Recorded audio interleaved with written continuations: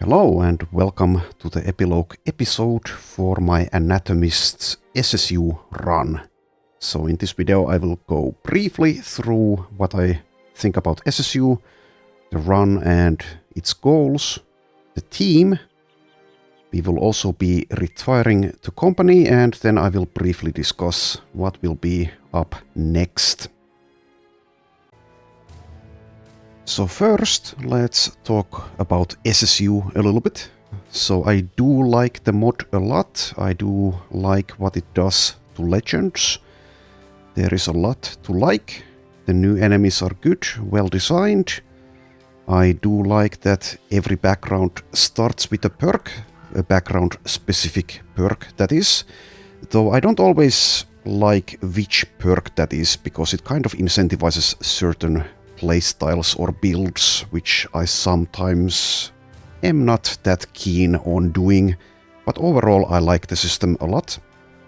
The stackable arena is great and a fun addition / change. The main thing that I like about SSU though is that it stays challenging longer than Vanilla Legends does. Vanilla Legends does get easier quicker. SSU does get to that point as well eventually, but it does, like I said, remain a challenge for far longer, which makes it more fun. And in that vein, I do like most of the rebalancing done. I love that you can select your difficulty every 50-ish days, though I think that in the late game you should have more options for difficulty scaling, because even in the extreme or on the extreme setting, the game does eventually get a little bit too easy, at which point I at least get a little bit bored. But yeah, overall I really like SSU and what it does to base Legends. This isn't of course with the latest version of either Legends or SSU, so not sure exactly what things have been changed by now. So this is based on old information, kind of, at this point. Okay, next let's talk about the run and the goals. So like I already said, the early and mid-game did stay challenging for far longer. The early game especially was pretty tough, since I had limited experience with SSU, and this was on legendary difficulty, etc, etc. So adjusting to the mod and learning it did take a while. I did make a couple of minor errors or mistakes in building my bros in the early game, like that I overestimated the value of mind over body instead of just taking light armor mastery, which is better in some cases. Stuff like that, but yeah, now I know better, until I forget at least. And also yes, the enemies are pretty difficult to hit, so you can't really underestimate simple perks like fast adaptation, backstabber, feint, anything that helps you hit the enemies. That will eventually kill them, even if it takes a long while. Even my starting characters, who had pretty poor melee skill, at least for a long while, did hit things thanks to fast adaptation, which was crucial, kind of, especially in the arena fights. And another thing which is true in Legends, well, base Legends as well, is that initiative is king, especially since freedom of movement is kind of busted, and in comparison, Battleforged builds feel kind of frail and flimsy. You really need to babysit Battleforged builds in comparison to someone who has a lot of initiative and freedom of movement. And I think, yeah, freedom of movement should be nerfed a little bit at least, though it might already have been, since, like I said, I'm not on the latest version of either Legends or SSU. Don't know. But yeah, the goals of the run went pretty well. So Black Monolith fight, we only suffered one casualty, and we kind of planned it a little bit. So one of our shield maidens got decapitated there, rest in peace to her. The SSU added legendary locations. I think some of them are a little bit easier than the Black Monolith, which is fine, but obviously I did not have any clue about how difficult they would be. So by the time we did them, we were up to the challenge, and I don't remember at least. I think I'm correct in saying that we didn't suffer any casualties in any of them. So yeah, everything went well in the end. Of course, it did take quite a bit of time. We were quite strong by the time we got there. We were a team of super mutants. But yeah, I'm pretty glad or pretty happy about how the run went overall. Alright, now let's talk about the team. So first up is Veronica, the Shield Maiden, an excellent tank, was with us for nearly 300 days. She was able to stay alive, did not get struck down even once, though a couple of times it came semi-close. Was able to keep Indomitable up forever thanks to Light Armor Mastery and Rebound. Did carry 5 shields with her, which were in some fights actually all of them destroyed. At least in one fight I remember that happening, but she was able to live through all of that. Perseverance also a very nice perk for her. So yeah, excellent tank. Shield Maidens are just excellent. Next up, one of our starting characters, Arnaut, who eventually spec'd into spear walling. We made some use out of that, but in hindsight maybe we shouldn't have taken that, I don't know, but in some fights it was very good, so no harm done. So he was based around initiative, eventually did reach a good amount of melee skill as well, but it did take quite a while and we did have to rely on fast adaptation. And even with this 92, that fast adaptation was still very relevant in some fights. Also, eventually we got Mind Over Body and Perfect Focus. And we also had these other weapons in his inventory with this -3 fatigue cost build-up reduction. So he was able to do some things with Perfect Focus. And as a starting character Anatomist, he did get free access to Debilitate. That was very nice for all of our Anatomists. Did help the team out quite a bit. Okay, we also did take Perseverance to go along with Freedom of Movement. And he was pretty much indestructible for the most part, though there were a few close occasions for him. Did not get struck down even once. Did get 345 kills. Next up we have Clef the Miner, who eventually became basically a god, though he could have been even better with certain perks and stats, but yeah. He was in the end using this Nature's Judgment, which is a very, very nice weapon. And he also had Perseverance for survivability and eventually got Freedom of Movement. I don't believe he got struck down. Yeah, doesn't look like it. A very integral part of the team. Got 300 kills in 146 days. No, not days, battles. Was with us for 262 days. Alright, anything else to say about this guy? I don't think so. But yeah, he was excellent. As you can see, 115 melee skill. That is with the help of Ore Hunter, but yeah, still. Here is next up Reginburn, the Spider-Man. Reached level 21, was with us for a long time, nearly 300 days. Has 500 kills in 207 battles.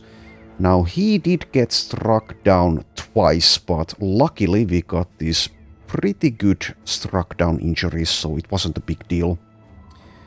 He was excellent, though as a Quattle Dagger build he did kind of rely on others for nets and dazes, etc., so that he could use Death Blow. He is another one of these characters who relied on Freedom of Movement to stay alive, and why the hell not when you have over 300 initiative. Didn't get all the perks that he wanted, did not get Killing Frenzy, did not get Vengeance, he just had an excellent selection of perks, so we can't take everything unless the run takes for, I don't know, far, far longer. But yes, he was excellent. Next up is Anselm, who reached level 16. He was an Oath-taker, or, well, still is an Oath-taker. Reached 95 melee skill, which is fine. So he was using the Emperor's armor by the end, which was very nice for the kind of OP AoE daze effect. Dazing enemies nearby, which helped Regin burn as well. So Anselm got 102 kills, was with us for 150 days. He was Battleforged, which, like I said, feels a little bit weaker. Well, actually quite a bit weaker in terms of survivability in comparison to someone who has freedom of movement with a lot of initiative. But oh well, he did survive and he did not get struck down even once. So good job, Anselm. Next up is Astrad, the Anatomist, another starting character, was with us from the beginning to the end, got 336 kills. He also specialized in spears like Arnaut did. Kind of similar in many respects, but never did take Spearwaller as a perk. Instead, we were using this Savage Spike, which worked pretty well. Has a nice, or a couple of nice options for attacks, the jab and the strike. So anything else to say about this guy? I don't think so. So he did basically the same thing apart from spearwalling as Arnaut did. Next up, Blaive the Butcher, who was a real good killer. Another Battleforged character, was with us for 231 days. Got 242 kills.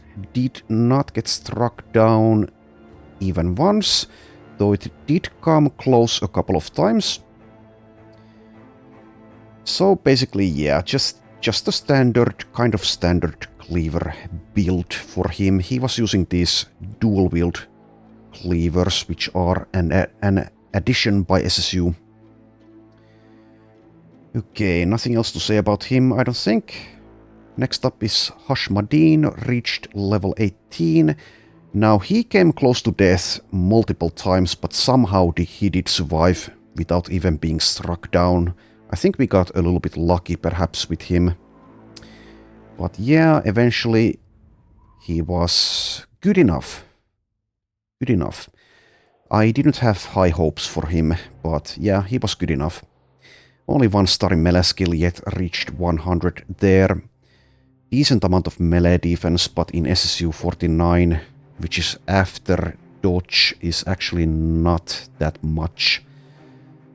But yeah, he did also get freedom of movement. The thing is, though, he didn't have as much initiative as some others, and also he didn't have perseverance, which explains why he came close to death so many times. He did have a lot of hit points, though. So he was our mace user, pretty good damage dealer, did also have fast adaptation to help hit things. Alright, next up, Gibril, level 17. A nomad, did have a very low amount of melee skill, only 82, but against certain enemies that is enough, and also we did take fast adaptation. The main utility of Gibril is that he was extremely tanky with this amount of initiative and freedom of movement, and also a good amount of hit points, and also with this throw sand ability that nomads get for free, like Hashmadin as well. Made good use of that. And he got, let's see, 142 kills. Was using a man splitter, well, an unhold splitter to be exact, by the end. Next up, Swanhild, one of my favorites. Just a milkmaid, but one of the best polearm users I've ever had. Was with us for 271 days, got 400 kills, 123 melee skill, well, partly thanks to hay baling, but yeah, that's very nice. Did also get perseverance and freedom of movement to help with survivability. Just an excellent character. And yeah, with the Emblem of Valor ability, we can attack twice with the 5 AP attacks like polearms, so that's very good. Okay, so next up, Arne, who reached only level 11, wasn't with us for all that long. Let's see, was with us for 70 days and got only 11 kills. Okay, but he did complete training, so good job, Arne. Just a pretty standard Battleforged build, though he does have a very low amount of melee skill for the late game.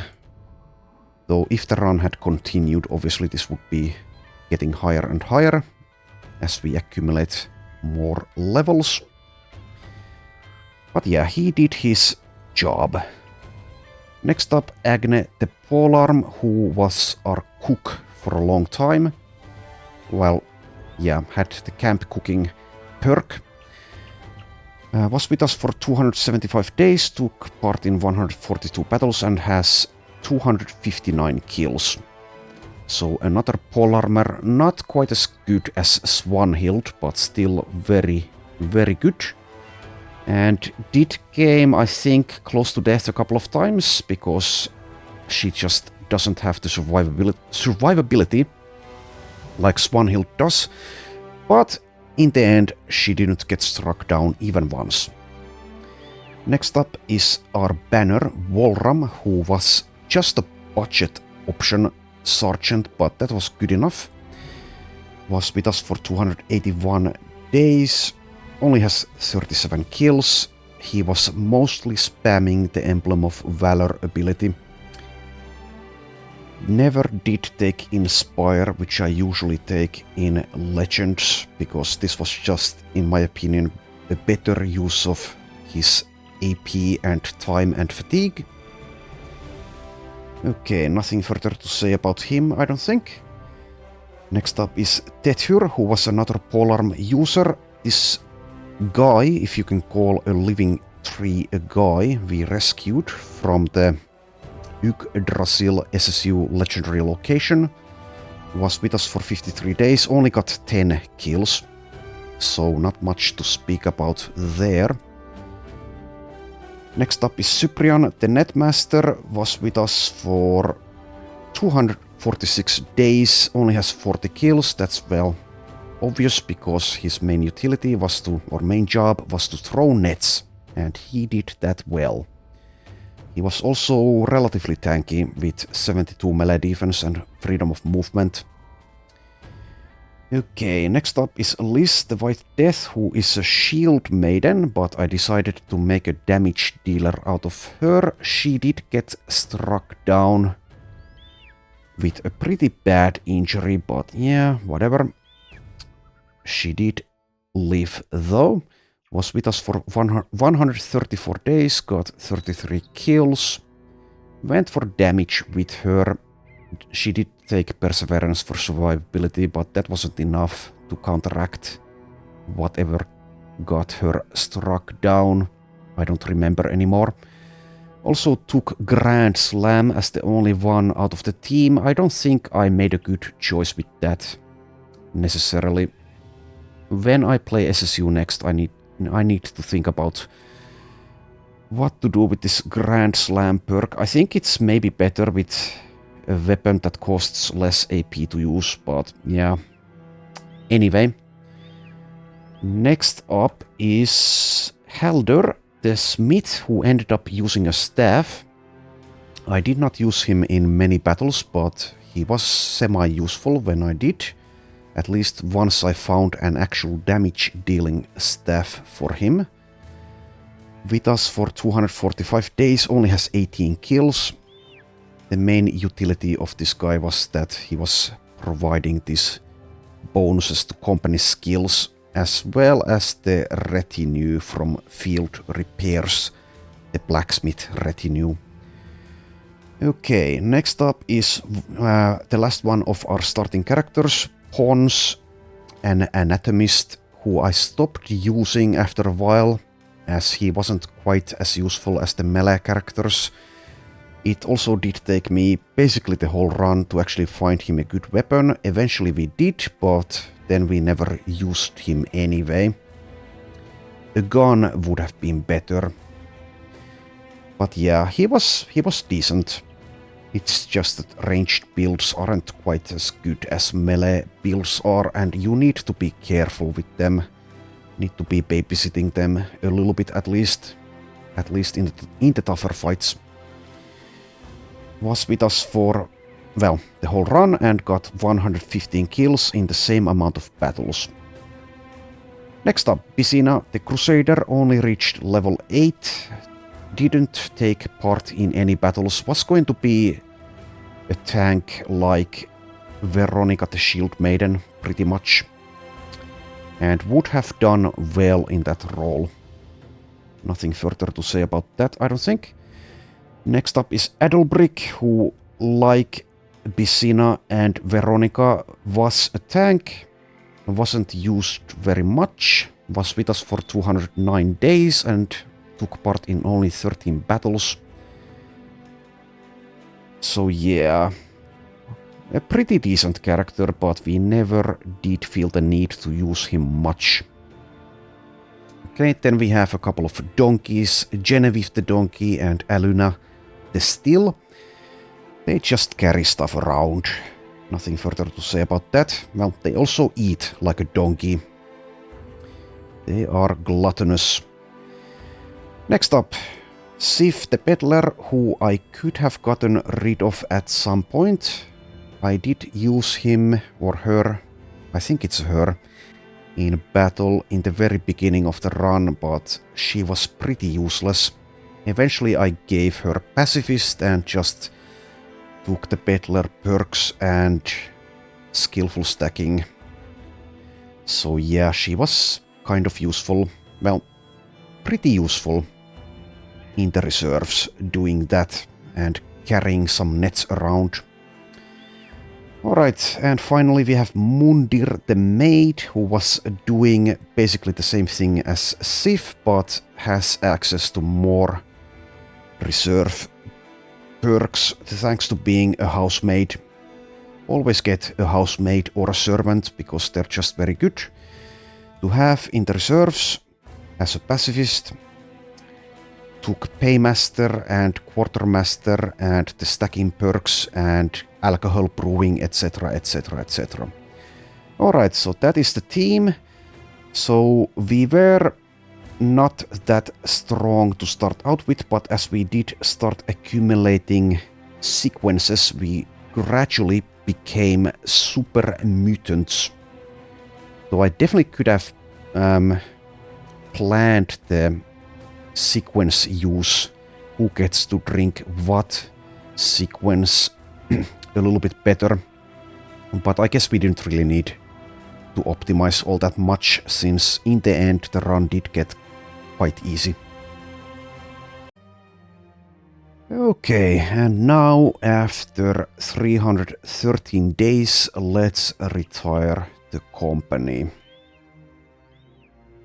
Are you sure you want to retire from the company? This will permanently end your campaign and leave the man in charge. Well, okay. When you took over the Illumination, you truly believed you could lead it to greatness. Those goals were probably a bit too lofty, but you did manage to, at the very least, build a company of incredible renown. As the nobles inevitably slid toward war, it didn't surprise you in the least to see that the company's services were the most popular in the land. The war proved itself as brutal and horrific as any you'd ever seen, but at least this time you walked away with more coin than you knew what to do with. Retiring with your pile of gold, you left the company in the command of the bravest mercenary still alive to take the job. The band continues its success to this day. A lover of the sale, Sif the peddler, couldn't stay fighting for long. Well, that's understandable. She eventually left the Illumination to go out and start her own business. Recently you got word that she was selling trinkets with the company's sigil on them. You specifically told her to do whatever they wanted except just this one thing, but apparently your warning merely fostered the idea. When you went to tell her to stop, she slammed a crown-bulging satchel on a rather ornate table, saying it was your cut. She sells those trinkets to this day. Aluna the donkey was retired to a lovely paddock and spent the days eating and carousing with other donkeys. Okay, well that's nice to hear. With good mind and health, you continue to live out the rest of your days in moderate peace. The most awful thing to happen to you in months was when a hermit ventured out of the wilderness to steal your firewood. That's the sort of life you always wanted, and you could not be happier having it. Alright. A good ending for us. 748 points. Okay.